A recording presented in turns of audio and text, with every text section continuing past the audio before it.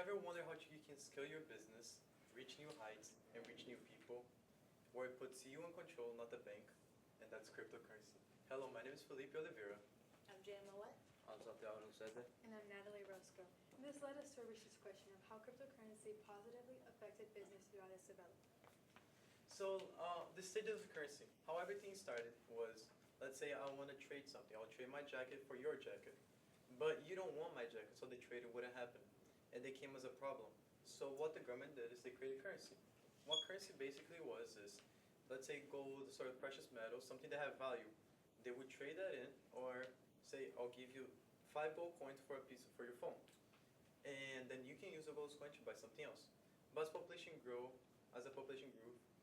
there was a big problem. There was a harder to carry, and there was some other stuff that the government couldn't control. So what they did was paper money. They cost really low to make it, but they were worth something. Let's say the $10 bill. It costs really low to make it, but it's worth $10. And then there was online money as technology evolved and going farther up.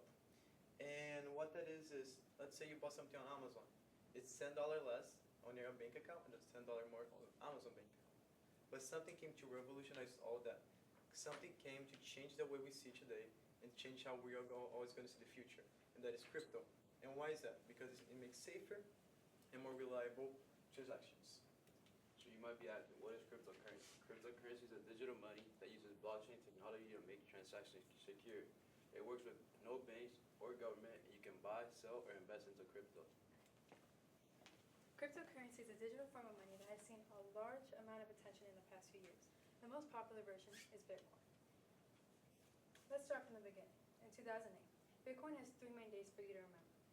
First, in 2008, Bitcoin was coined by Satoshi Nakamoto. Bitcoin has become the most well-known cryptocurrency in the world since then. The second most important date was in 2010. It was the first real-world use.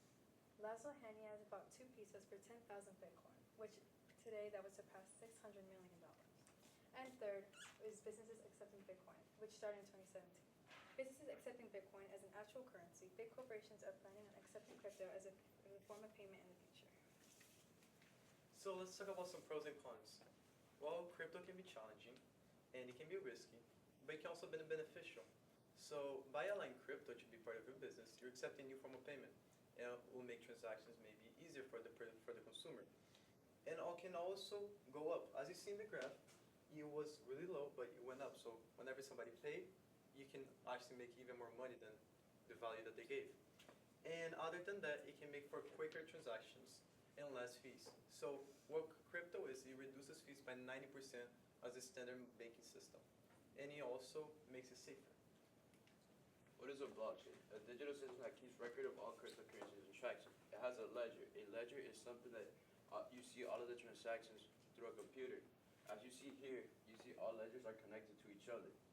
It's all secure and transparent, and everyone can see the same record. Like once you do a transaction, you won't be able to go back. When just first starting to invest in crypto, one of the first things you should do is to invest the crypto into more than one stock. With this, it allows for a person to expand their investment as well as diversify and grow out their digital portfolio. This, ladies and gentlemen, is called diversification. Diversification is a fundamental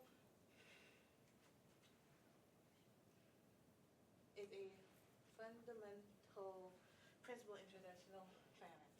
It aims at minimizing risk by spreading out investments across various assets.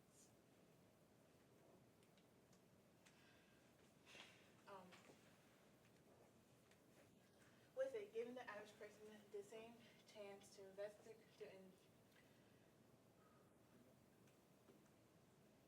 increase their network as any other person working in a high-end industry or company by just 1%. Speaking of percentages, there's this rule that for anyone who's just starting to invest in crypto should definitely follow. It's called the 5% rule. The 5% rule basically means anyone who's just starting to invest in crypto should only no more than invest 5% into one stock, but instead invest 1 or 3% into multiple different stocks that they're choosing. While doing this, a person should only invest 10% of their investment into crypto with the stocks they have chosen. This could lead to this strategy reduces a person's risk of ruining their portfolio or their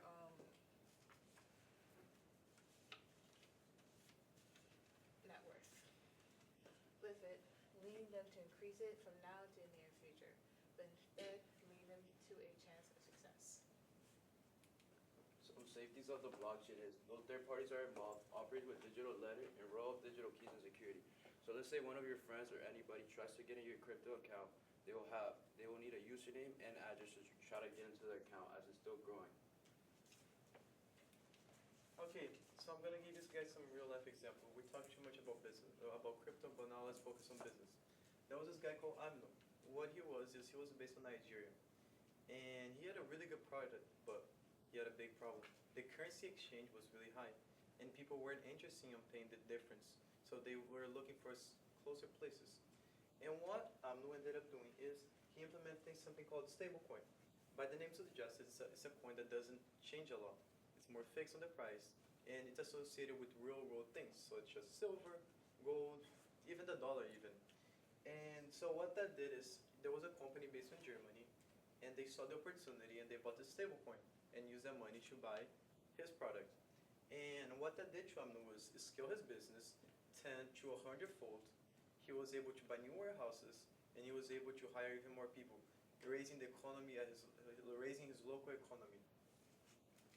As of 2021, El Salvador has transformed their currency to own crypto. They own 600 million worth of Bitcoin, which created a less corrupt government and reduced the fees paid by the people of El Salvador. So let's conclude. So how crypto can do is you can always scale your business. It can connect to diverse people because you're not blocked by currency exchanges. You can save your money because compared to the normal banking system, it's 90% less. You pay 90% less fees than the normal banking system. It's also quicker. It's instantaneous. Whenever you buy something, you receive the money instantly, and whenever you sell it, it leaves instantly. So why not invest in crypto and scale your business even further? Thank you so much.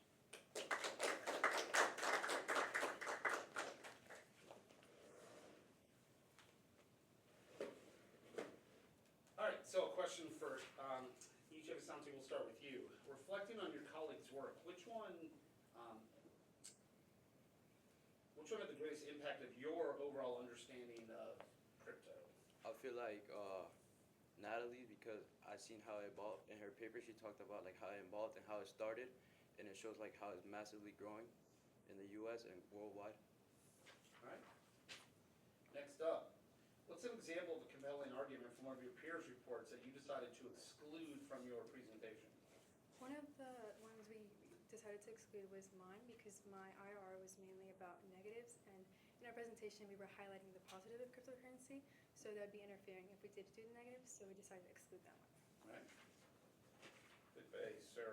Describe an argument from one of your peers' IRRs that makes you think differently about the solution, or I guess the conclusion you guys came up with. Yeah, definitely. So Santi is here to talk about safety and law, and I think I was able to see in a different perspective how safety and law applies to also crypto, because since there's no government, there's no third parties, the effects can be like you don't even know how to control it, so it can go really good or really bad. And as we've seen before, it's just growing and growing, seeing a positive trend other than a negative. And so we can imply that without their involvement, it's actually beneficial. And save the best for last. If you had a fifth member of your team, what could they bring that would add to your presentation? Well, if my team did have another member, I believe they can add a more of a education prospect to crypto. They could elaborate on how educating our young generation, such as Gen Alpha or incoming Gen Beta, about crypto will lead them to a very successful future, which I believe would be a great contribution.